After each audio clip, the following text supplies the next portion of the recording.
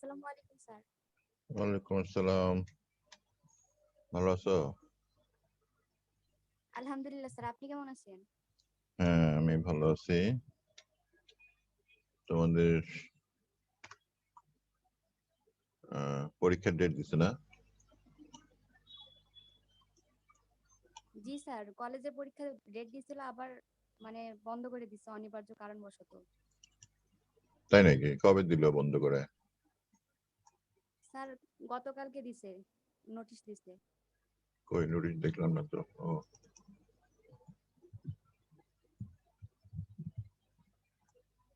23শে মে পরীক্ষার ডেট দিছে। বন্ধ কই? বন্ধর ঘোষণা তো দেখতেছি না। মানে স্যার হুম। 8 তারিখে পরীক্ষা হওয়ার কথা ছিল, সে 8 তারিখে পরীক্ষা মানে আর হবে না, অনিবার্য কারণবশত। সুব্রত স্যার দিছে, স্যার ওই তো নোটিশ দিছে। আমি তো রুটিন দেখতেছি যে তোমার পরীক্ষার ডেট দিচ্ছে আবার। আহ,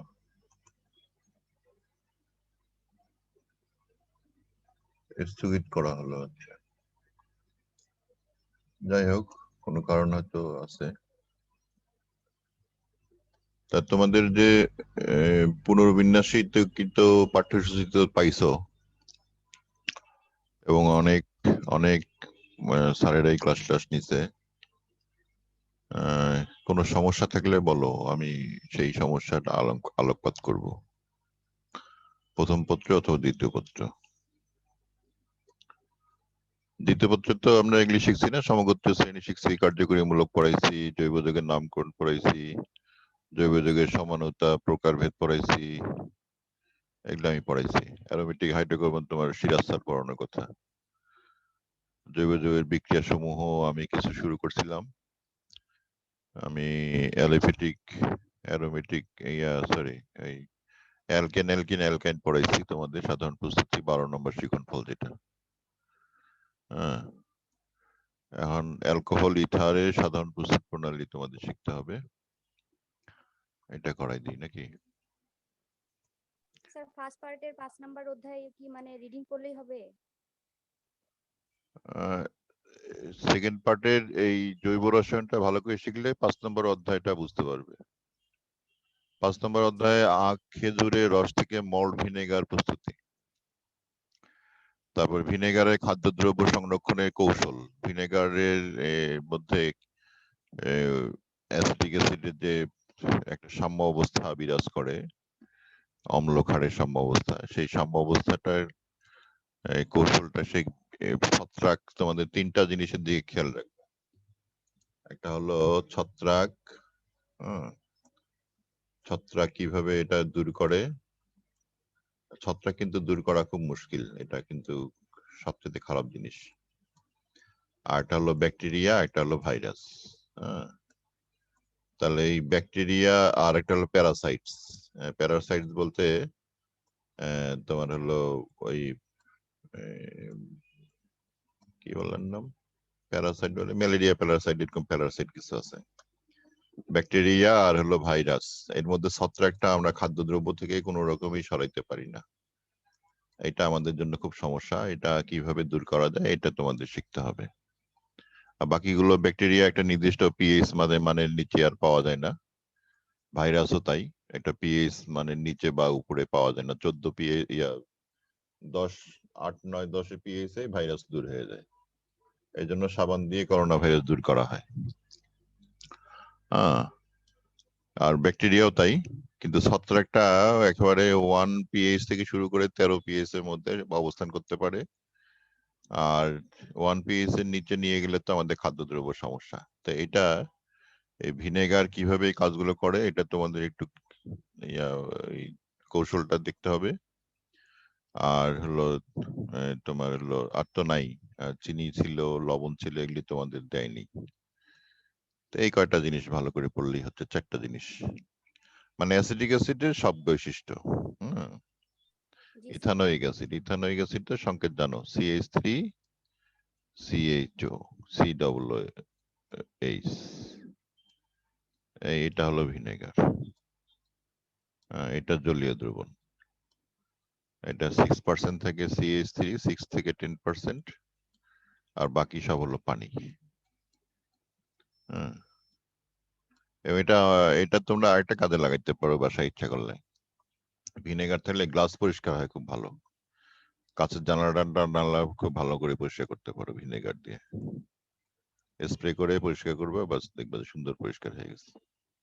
মানে ছত্রাক গুলোকে মোটামুটি দূর করতে পারে আর কি, ব্যাকটেরিয়া গুলোকে মেরে ফেলতে পারে ভিনেগারের বৈশিষ্ট্য।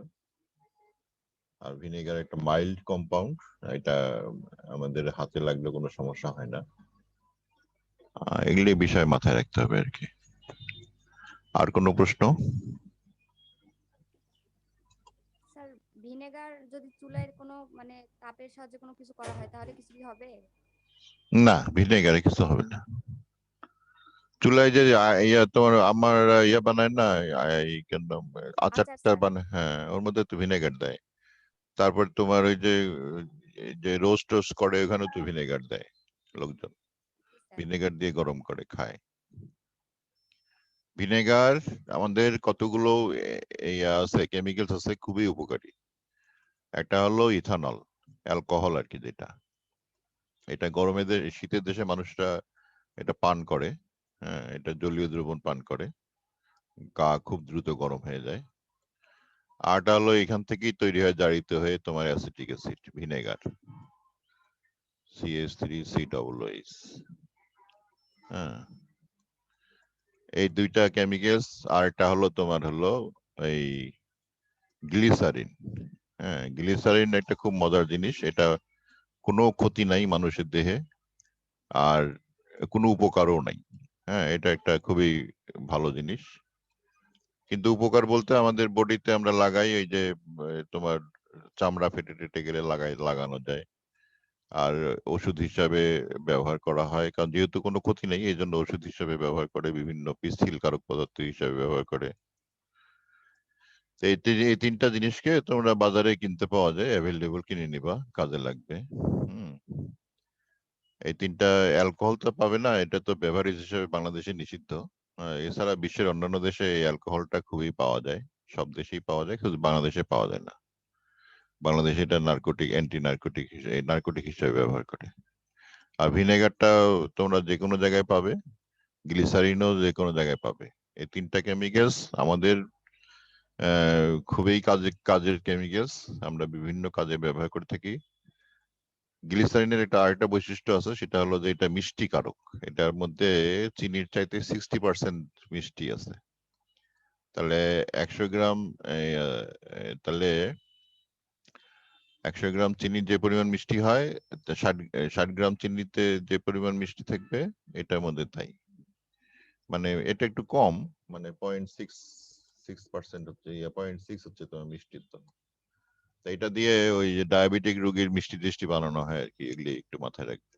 এটা খাইলেও কোনো সমস্যা নেই, গ্লিসারিন খাওয়া যায়। হ্যাঁ, এই হলো বিষয়। এগুলি একটু ভালো করে চিন্তা করবে কিভাবে কোনটা তৈরি করা হয়, জৈব যৌগের বিক্রিয়াগুলো শিখতে হবে, কারণ আমাদের বডিতে সব জৈব যৌগের বিক্রিয়াই হয়। আর তোমাদের এইভাবে প্রশ্ন যেহেতু চারটা করে চ্যাপ্টার দেওয়া আছে, প্রত্যেকটা চ্যাপ্টার থেকে কমপক্ষে 2টা করে প্রশ্ন তোমরা আশা করতেই পারো।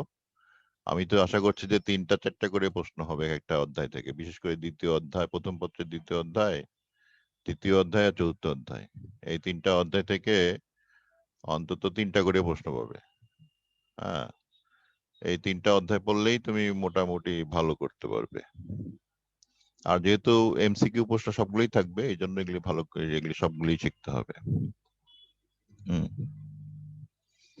MCQ প্রশ্ন সবগুলো চ্যাপ্টার থেকেই থাকবে। আর কারো কোনো সমস্যা? স্যার ট্রাইট্রেশন করান লাগতো। হ্যাঁ স্যার ট্রাইট্রেশন পরিমাণ হ্যাঁ মতো রসায়নের। হ্যাঁ, টাইট্রেশন আছে।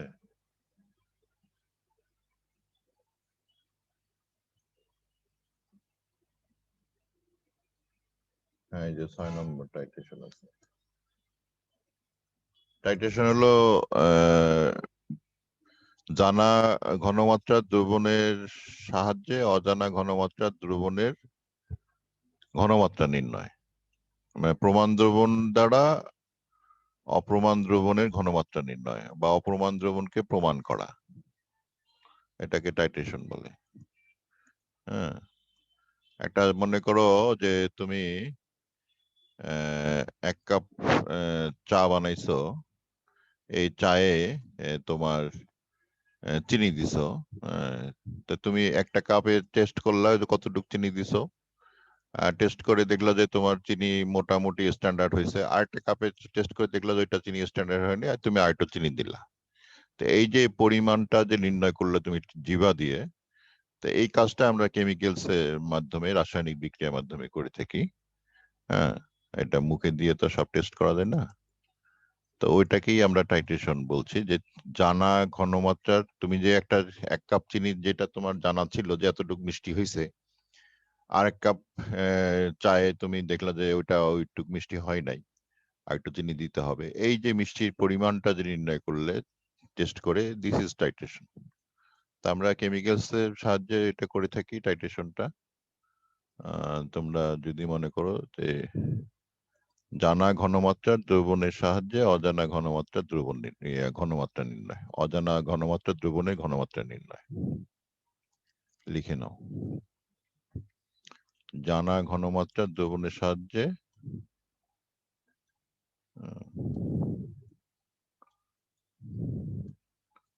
জানা বা প্রমাণ, যেটা জানা, জানা ঘনমাত্রার দ্রবণ হলো প্রমাণ দ্রবণ। যে দ্রবণের ঘনমাত্রা জানা থাকে তাকে প্রমাণ দ্রবণ বলে।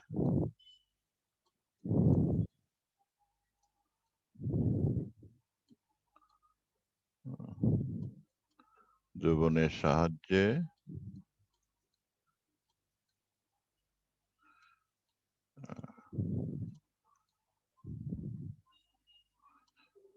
অজানা ঘনমাত্রার দ্রবণের ঘনমাত্রা নির্ণয়।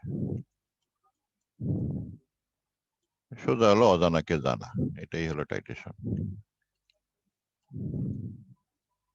অজানা ঘনমাত্রার দ্রবণের সাহায্যে, দ্রবণ লাগবে এখানে।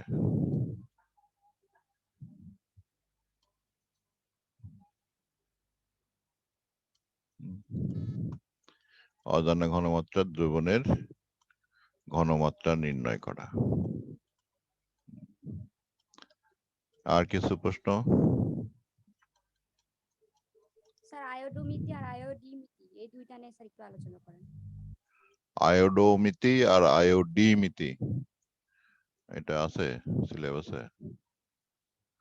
দেখি আগে, না থাকলে বেকার পড়ে লাভ নেই, কারণ তোমাদের এখন মাথা গরম করা যাবে না লেখাপড়া। জারণ বিজারণে ধাতব আয়নের পরিমাণ নির্ণয়, যদিও নাই, তারপরে আমি একটু দেখাই দিচ্ছি তোমাদেরকে। হুম,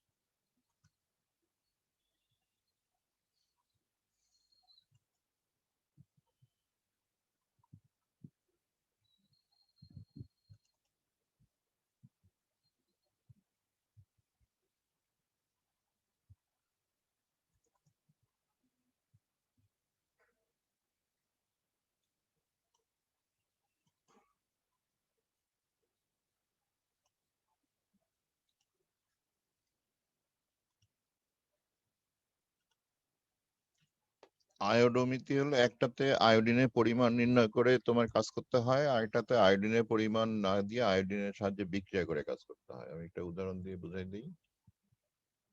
আয়োডিনের পরিমাণ নির্ণয় করে কাজ করা, আর এটা মাঝখানে আয়োডিন তৈরি করে তাকে বিক্রিয়া করে নির্ণয় করে কাজ করা।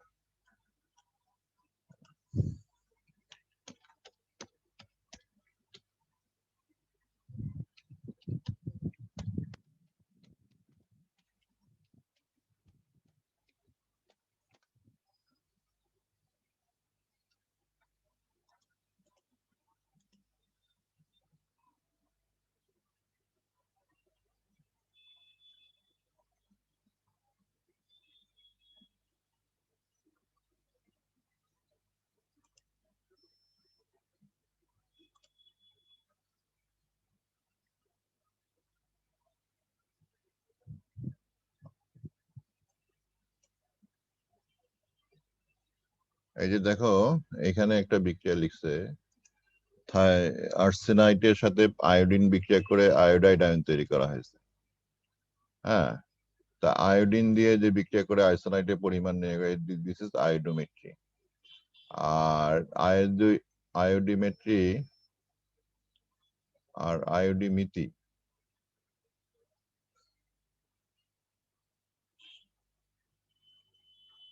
বানানগুলো দেখো, একটা আয়োডো শুধু ও আর এবং আই এর পার্থক্য, এখানে আই আর এখানে হলো ও।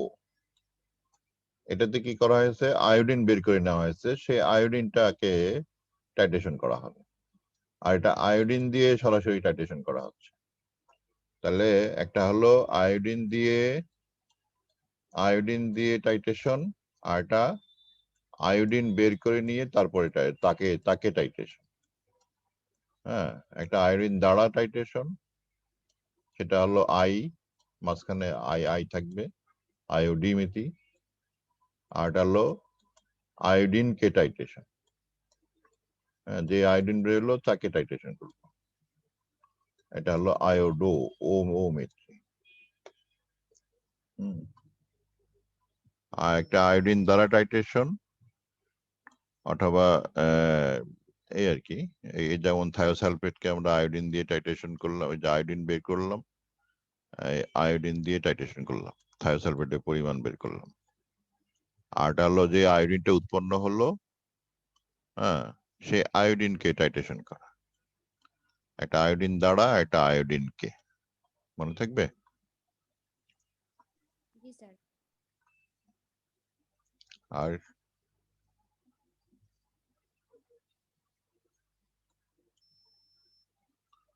তাহলে সিলেবাসে আমরা দেখতে পাচ্ছি কি কি আছে।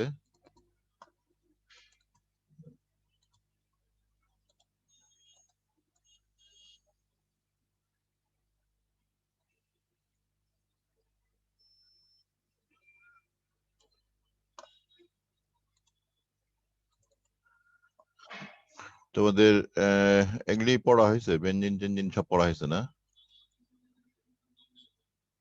অ্যারোমেটিসিটি পড়া হয়েছে তোমাদের?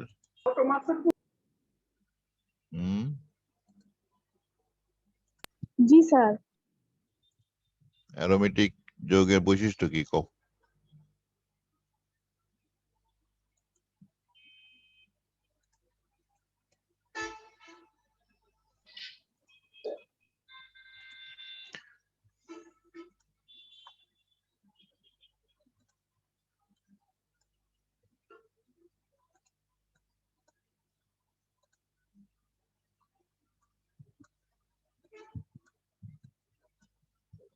অ্যারোমেটিক যৌগের বৈশিষ্ট্য কি পরীক্ষায় স্যার আসবে? বেনজিন ও এর জাতক সমূহকে অ্যারোমেটিক যৌগ।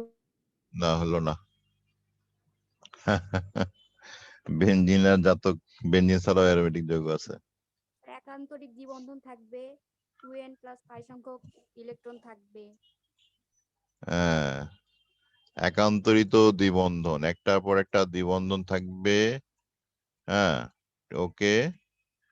আর 4n+2 সংখ্যক, 4n+2 সংখ্যক পাই ইলেকট্রন থাকবে, কিন্তু মূল শর্ত এখনো বলো নেই। একটা বললা একান্তরিত দ্বিবন্ধন, 2 নম্বর বললা 4n+2 সংখ্যক পাই ইলেকট্রন। আর 1 নম্বর শর্ত বলা হয়নি, 2 নম্বর শর্ত বলছো, 3 নম্বর শর্ত বলছো। 1 নম্বর শর্ত আছে, 4টা শর্ত, 4টা শর্ত বলতে হবে। সমতলীয় চাক্রিক বলছো? না স্যার, এটা বলিনি।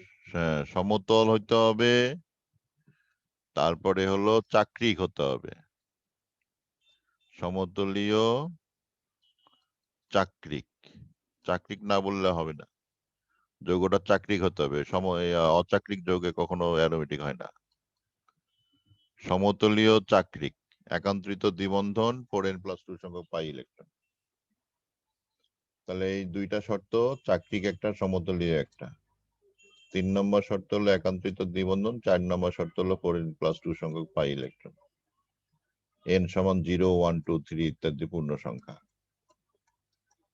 এটা একটা মজার বিষয় আছে দেখ এখানে, কেউ কি লক্ষ্য করছো মজার বিষয়টা কি? তোমাদের পরমাণুর গঠনে এই যে কোনো অরবিটালে ইলেকট্রন কটা থাকে? এল এল হলো অরবিটাল বা উপস্তর। উপস্তরে ইলেকট্রন সংখ্যা কত জানো? উপস্তরে ইলেকট্রন সংখ্যা হলো 2s প্লাস 1 এত ইন্টু 2 এতটা। যেমন মনে করো এস উপস্তরে ইলেকট্রন কটা থাকে? 2টা। পি উপস্তরে ইলেকট্রন কটা থাকে? 6টা। 6টা। হ্যাঁ, তাহলে ডি তে থাকে 10টা। তাহলে এই যে ইলেকট্রন গুলো ধরতে এস এর জন্য এল এর মান কত? 0, তারপরে 1, তারপরে 2, দেখো এর সাথে মিলে গেছে, 4n + 2 এর সাথে মিলে গেছে। এটা এই হিসাবটা।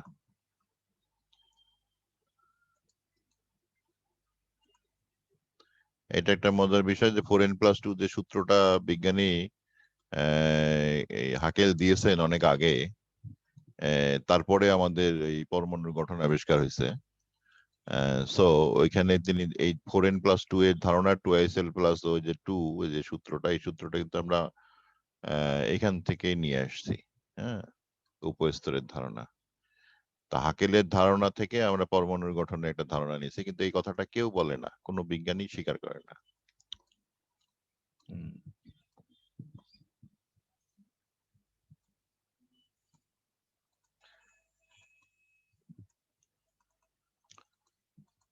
তাহলে উপস্তরে ইলেকট্রন ধারণ ক্ষমতা আর হাকেলের নিয়মে 4n + 2 একই বিষয়। তোমরা এইভাবে দেখবে আর তোমাদের মেসেজ বক্সে রোলটা লিখে দিও।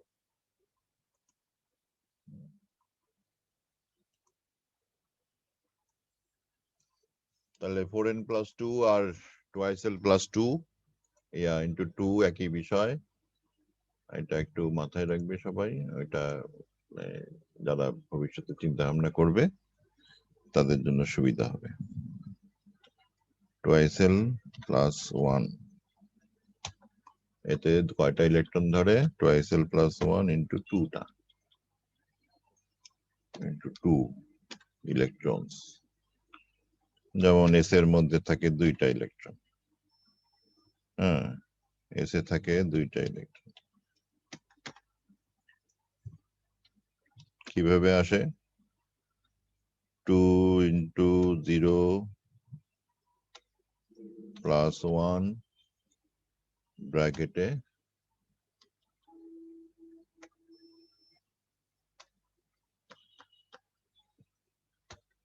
বাইরে 2 ইকুয়াল টু 2। তারপর সিমিলারলি তোমার আর আমাদের হাকেল নিয়ম হলো 4n + 2 4n + 2 পাই ইলেকট্রন। আর পরমাণুর উপস্তরে ইলেকট্রন হলো 2sl + 1 ইন্টু 2 ইলেকট্রন। হ্যাঁ, যেমন পিতে আমাদের ধরবে কটা? পিতে ধরবে হলো 6টা।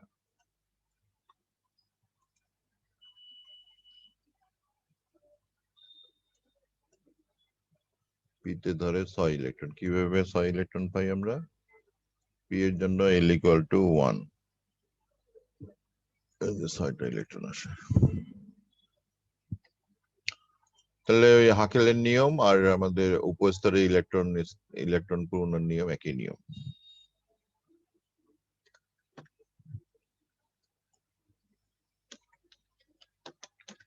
হাকেল নিয়ম আর উপস্তরে পরমাণুর উপস্তরে ইলেকট্রন পূরণের নিয়ম।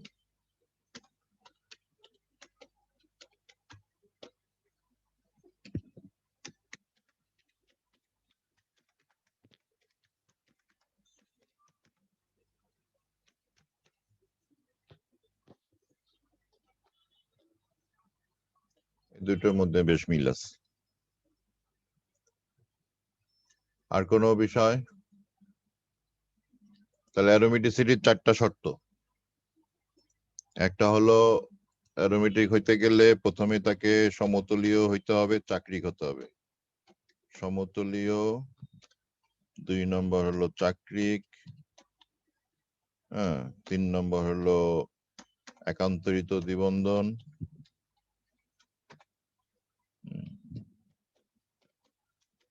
দ্বিবন্ধন বা পি পাই ইলেকট্রন। এটাও অনেকগুলো আছে জায়গা। তারপরে 4 নম্বর হলো কি 4n+2 সংখ্যক pi electron. 4n+2 pi electron.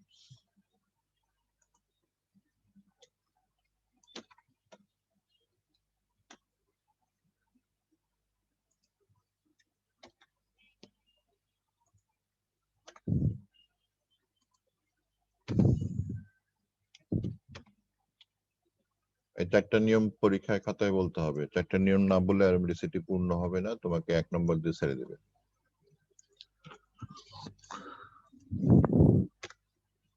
আর কেউ কিছু?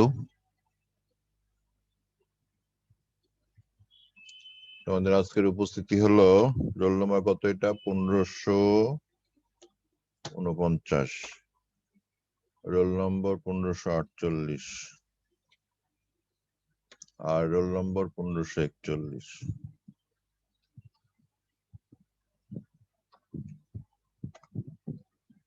এই কয়জন উপস্থিত? তোমাদের ক্লাসের ছবি তুলতে হবে আমাকে, এখন হিসাব নিকাশ দিতে হয় সরকারের কাছে ছবি তুলে।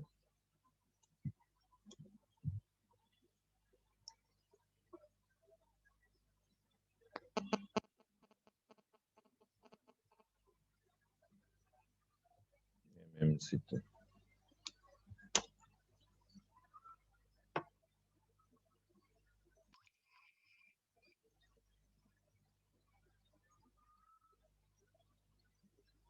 দ্বিতীয় বর্ষ, বিষয় হলো রসায়ন। রসায়ন প্রথম আর দ্বিতীয় না?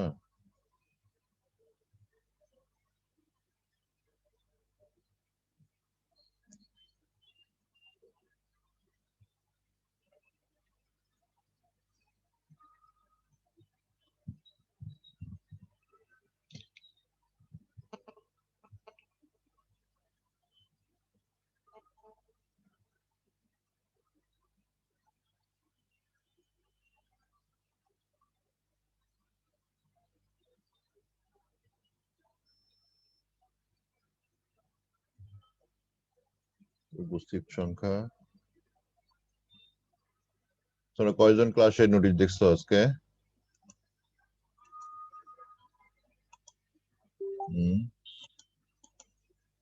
নোটিশ দেখছে হলো, ক্লাসের নোটিশ দেখছে ওরে বাবারে 39 জন, তার মধ্যে মাত্র 3 জন উপস্থিত। হ্যাঁ, 39 জন ক্লাসে নোটিশ দেখছো, 3 জন আছে ক্লাসের মধ্যে, বাকিরা কি করো?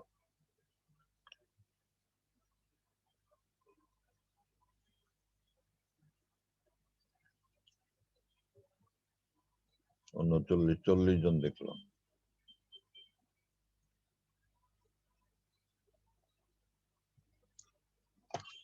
এই হচ্ছে তোমাদের অবজারভেশনের বিষয়। আর কি বিষয় আসবে? আমি একটা বিষয় নিয়ে আসি দেখি।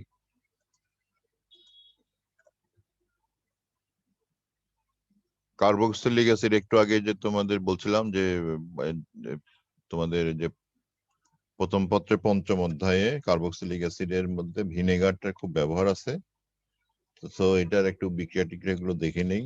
CH3COOH, এর সাথে যদি আমরা ইয়ে দিই সোডিয়াম বাইকার্বনেট। সোডিয়াম বাইকার্বনেট চেনো?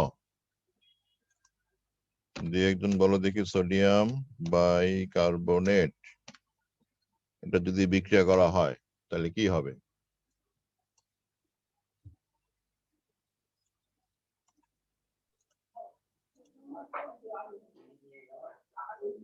এই অ্যাসিডটা বাইকার্বনিক অ্যাসিড, এখানে একটা বাইকার্বনিক অ্যাসিড আছে, দুইটা অ্যাসিড আছে। আমরা যদি স্যার হ্যাঁ 1541 হবে। 40, হ্যাঁ। তো এখানে যদি আমি এই বাইকার্বনেটটাকে একটু আয়ন দিয়ে লিখি, হ্যাঁ, এটা মনে করো যে মাইনাস, তাহলে এখানে আমরা দুইটা অ্যাসিড পাচ্ছি। দেখো, একটা হলো এইটাতে হাইড্রোজেন আয়ন আছে, এখানেও হাইড্রোজেন আয়ন আছে। তো এই দুটো অ্যাসিডের মধ্যে শক্তিশালী অ্যাসিড হলো এটা, আর এটা দুর্বল অ্যাসিড ক্ষার হিসেবে তখন কাজ করবে। এটা ব্রোনসের লাউরির মতবাদ তোমাদের প্রথম অধ্যায়ে আলোচনা আছে, দ্বিতীয় পত্রের। তাহলে বিক্রিয়া করে এখানে তোমার কি করবে, এই অ্যাসিডের আয়ন তৈরি করবে এটা, আর তোমার নেগেটিভ আয়নটা চলে যাবে হলো এইখানে, আর হাইড্রোজেনটা চলে যাবে তোমার হলো এই জায়গায়, এটা 2 হয়ে যাবে।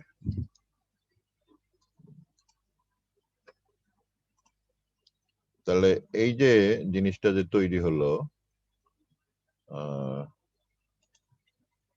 H2CO3, এটার নাম কি? এই যে জিনিস H2CO3 এর নাম কি জানো?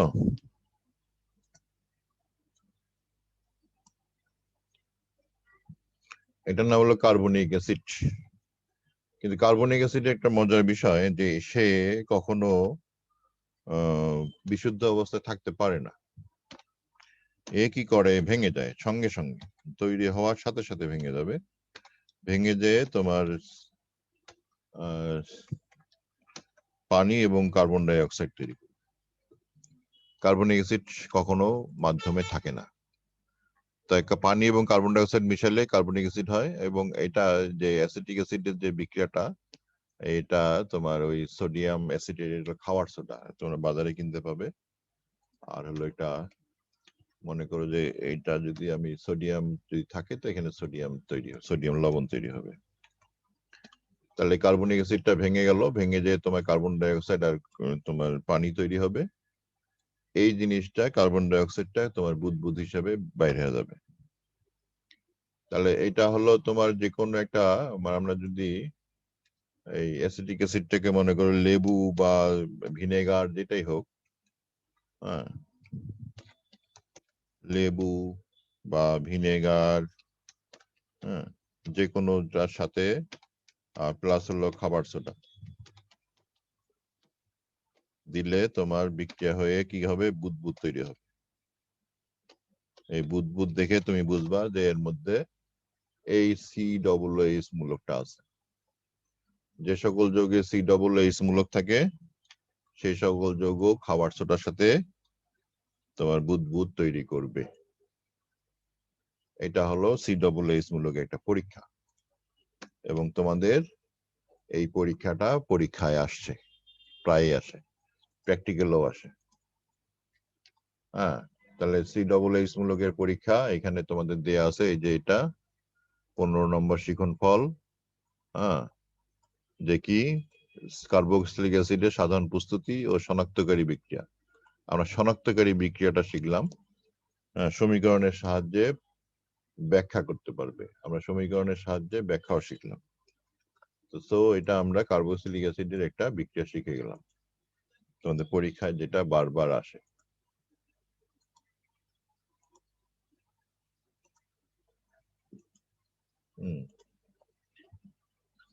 COOH এর কার্বক্সিলিক মূলকের শনাক্তকারী বিক্রিয়া আমরা দেখে নিলাম।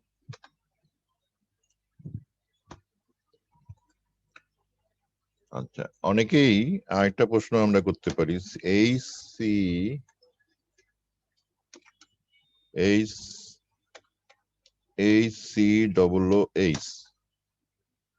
এটার মধ্যে COOH আছে না? তো এটার মধ্যে তো একই বিক্রিয়া, HCOOH আবার CH3COOH বা সাইট্রিক অ্যাসিড বা টার্টারিক অ্যাসিড, যেটা তোমার ইয়াতে থাকে, তেঁতুলে থাকে, হ্যাঁ, তেঁতুল দিতে পারো, তারপরে তোমার আম দিতে পারো, কাঁচা আম বা টক আম। আমি বাজার থেকে যে টক আম কিনে নিয়ে আসি, ফেলে দিই না, ওর মধ্যে খাবার সোডা দিয়ে খেয়ে ফেলি। তেঁতুল, টক আম, খাবার সোডা ইত্যাদি, যে কোনো টক আম অথবা আনারস, যে কোনো টক জিনিস সাথে খাবার সোডা দিলে বুদবুদ হবে। তাহলে অ্যাসিটিক অ্যাসিড, এখানে একটা প্রশ্ন করা যেতে পারে, অ্যাসিটিক অ্যাসিড C+H দুইটাতেই C+H মূলক আছে। এটা হলো ফর্মিক অ্যাসিড, এটা পিঁপড়াতে পাওয়া যায়। তোমরা পিঁপড়াও, লাল পিঁপড়াও তোমরা খাবার সোডার মধ্যে দিও, দেখবা যে ওখানে তোমার বুদবুদ উঠতেছে। তারপরে তোমার অ্যাসিটিক অ্যাসিড, এই দুটোর মধ্যেও এই মূলকটা আছে। তাহলে এই দুটোর মধ্যে পার্থক্য করব কি করে? অনেক সময় এরকম ট্রিকি প্রশ্ন করা হয়। এই দুটোর মধ্যে পার্থক্য, এই C+H ও CH3CH এর মধ্যে পার্থক্য। অনেকেই করে কি, এটা সংকেত দিয়ে পার্থক্য করে ফেলে। সংকেত দিয়ে এখানে পার্থক্য চলবে না।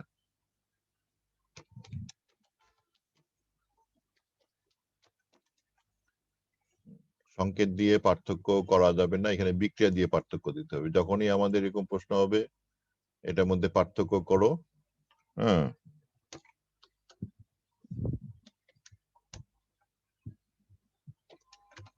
পার্থক্য লিখো, তখনই তোমরা কি করবে, বিক্রিয়া দিয়ে পার্থক্য দিতে হবে।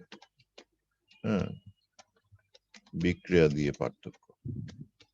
এখন তোমাদের অনেকেই এই প্রশ্নটা বুঝো না, এই পার্থক্য বিক্রিয়া দিয়ে দিতে হয়। অনেকেই করে কি, সংকেত গুলো পার্থক্য বলে যায়, এখানে 2টা হাইড্রোজেন কম আছে, এখানে এটা সমগোত্রক, এইসব নানান কথা বলে। যখনই আমরা পার্থক্য প্রশ্ন করব, তখনই তোমাদের বিক্রিয়া দিয়ে পার্থক্য লিখতে হবে। এটা রসায়নের একটা কমন বিষয়, যেহেতু তোমরা রসায়ন পড়তেছো, এটা বিক্রিয়া দিয়ে পার্থক্য লিখতে হয়, এই জিনিসটা একটু মাথায় রাখবে। তাহলে এই দুইটা যৌগের মধ্যে পার্থক্য সোডিয়াম বাইকার্বনেট দিয়ে করা যাবে কি? যাবে না, কারণ যে এরা দুইটাই তোমার কার্বন ডাই অক্সাইডে বুদবুদ দিবে। তাহলে পার্থক্যটা করব কি দিয়া? এখানে একটা বিষয় আছে, এর মধ্যে একটা অ্যালডিহাইড মূলক আছে, দেখো এই CH3CH এর মধ্যে অ্যালডিহাইড মূলক যে আছে, আমি সেটা একটু দেখাই দিই কেমনে তোমরা বুঝবে যে অ্যালডিহাইড মূলক আছে। এই যে CH, এটা কিন্তু আমি গাঠনিক সংকেত লিখি, তাহলে তোমরা দেখতে পাবে গাঠনিক সংকেতে আমরা কার্যকরী মূলকগুলো ভালো বুঝতে পারি। CH,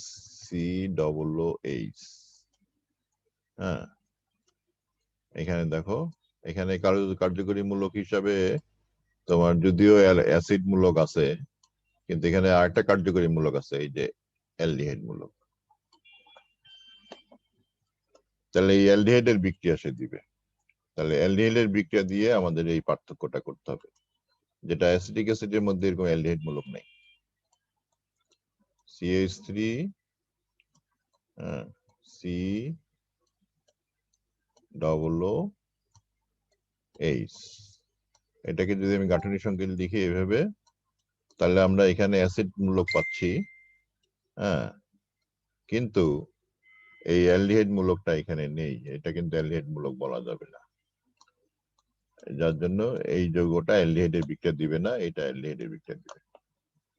এই পার্থক্য দিয়ে তোমাদের বিক্রিয়া পার্থক্য করতে হবে। এরকম ট্রিকি প্রশ্ন যারা উচ্চতর লেভেলে যারা আসো বলে চিন্তা করি আমরা, তাদের জন্য এরকম ট্রিকি প্রশ্ন দেওয়া হয়, এবং তারা এইসব জায়গাগুলোতে ভালো করে আনসার করতে পারবে যদি তারা শিখে থাকে।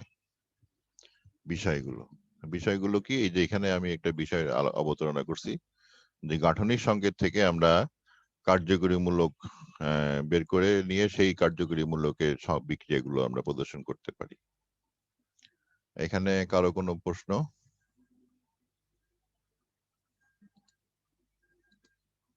তাহলে আমরা দেখলাম যে CH মূলকের শনাক্তকারী বিক্রিয়া, তোমাদের এইরকম বিক্রিয়া আরো আছে, যে ওই এই যে এখানে দেখো অ্যালডিহাইড কিটোনের সাধারণ উপস্থিতি শনাক্তকারী বিক্রিয়া। তো 14 আর 15 নম্বর আইটেম দুইটা যদি আমরা একত্রে করে প্রশ্ন করি, তাহলে এখানে যে প্রশ্নটা আমি একটু আগে করছিলাম সেই ট্রিকি প্রশ্নটা এখানে চলে আসতেছে। 14 নম্বর শিখনফল আর 15 নম্বর শিখনফল দুইটা একত্রে করে যদি প্রশ্ন করি, তাহলে তোমাদের এই ট্রিকি প্রশ্নটা আসবে। আবার অ্যাসিডকে আমরা জারিত করতে পারি তোমাদের তো আমি প্রথম দিকেই বলছিলাম যে একটা যদি অ্যালকেন থাকে আমার যার CH3 এই মূলক আছে, এই CH3 মূলক যদি জারিত হইতে থাকে তাহলে প্রথমে তোমার করবে হলো অ্যালকোহল, জারণ মানে জায়মান অক্সিজেন দিয়ে বিক্রিয়া। হ্যাঁ, তাহলে তোমার প্রথমে তৈরি হবে CH2OH। এই বিক্রিয়াগুলো একটু শিখতে হয় তোমাদেরকে। জারিত করতে থাকলে এরকম অ্যালকোহল তৈরি হবে। তাই বিক্রিয়াটা আমরা এরকম করে লিখতে পারি RH দিয়ে। হ্যাঁ, জায়মান অক্সিজেন বিক্রিয়া করলো, তাহলে হবে তোমার ROH। এটা কমন নিয়ম। হ্যাঁ, এই নিয়মটা আমরা বিভিন্ন যৌগের ক্ষেত্রে বিক্রিয়া করব। আর এই যে অংশটা হলো, এই অংশটাকে যদি আবার জারিত করি, বাতাসে তো অক্সিজেনের অভাব নাই, জারিত হইতেই থাকবে। এবার জারিত করলে এটা হয়ে যাবে অ্যালডিহাইড।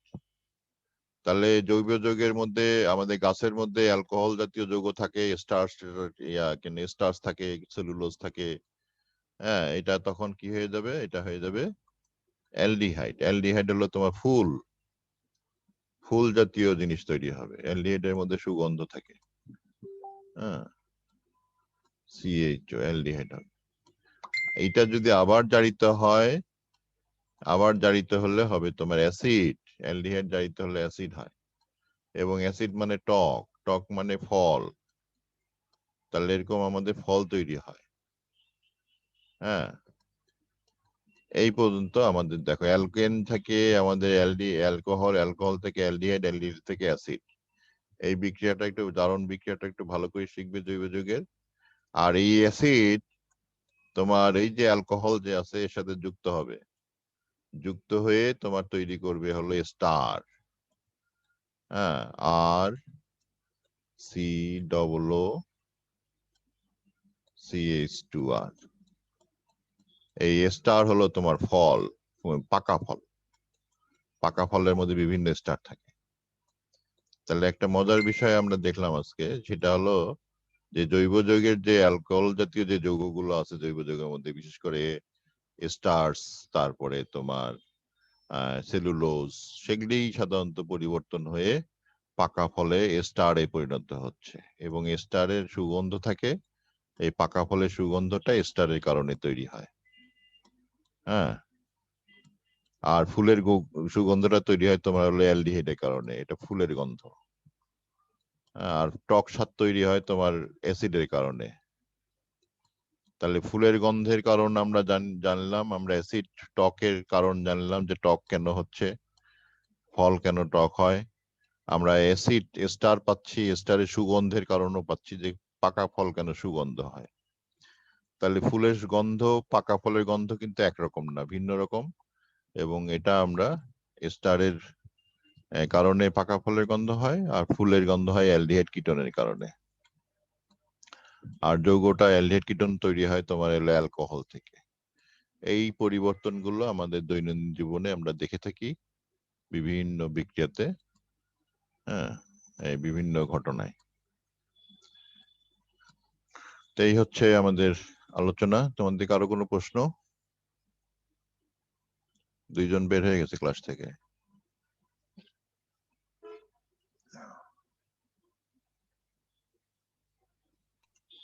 কারো কোনো প্রশ্ন?